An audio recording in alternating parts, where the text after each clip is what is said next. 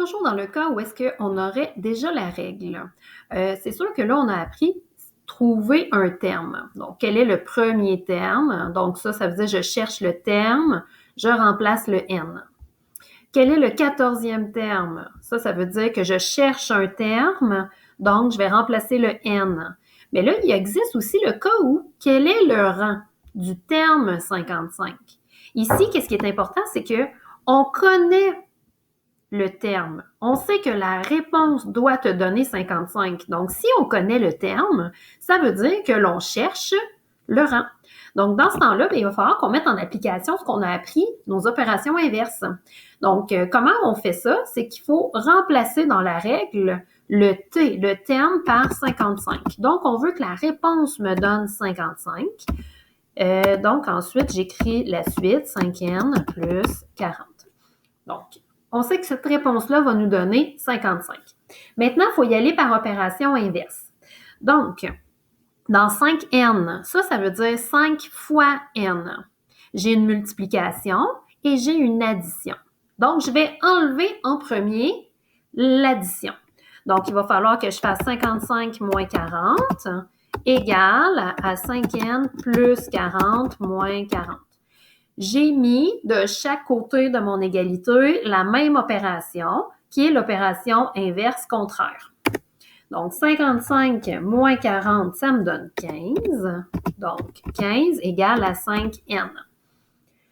Donc, sur une ligne, j'écris le calcul que je veux faire et sur la ligne d'en dessous, j'écris la réponse de ce calcul-là.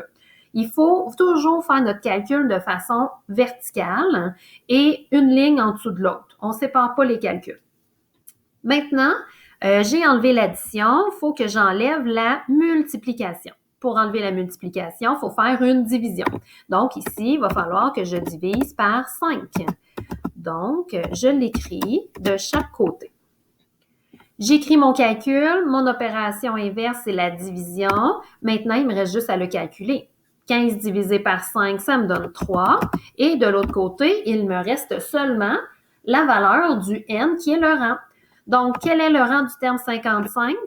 C'est le 3e rang. On va faire l'autre exemple à côté. Quel est le rang du terme 1000? Donc, je sais que le terme est égal à 1000. Donc, dans ma règle, je remplace le T par 1000. De l'autre côté, je réécris tout. Donc, c'était 5n plus 40. Maintenant, il faut que je fasse mes opérations inverses. Donc, pour faire mes opérations inverses, il faut que j'enlève d'abord l'addition. Donc, je l'écris. Ici, je vais avoir 1000 moins 40, qui est égal à 5n plus 40 moins 40. J'écris la même opération des deux côtés. Ensuite, je vais faire mes calculs. Donc, 1000 moins 40, ça va me donner 960. Bon, je ne sais pas pourquoi, là, j'ai de la misère avec certaines touches. 960, qui est égal à 5n. Après avoir enlevé l'addition, il faut que j'enlève la multiplication. Je vais donc faire une division. Je divise par 5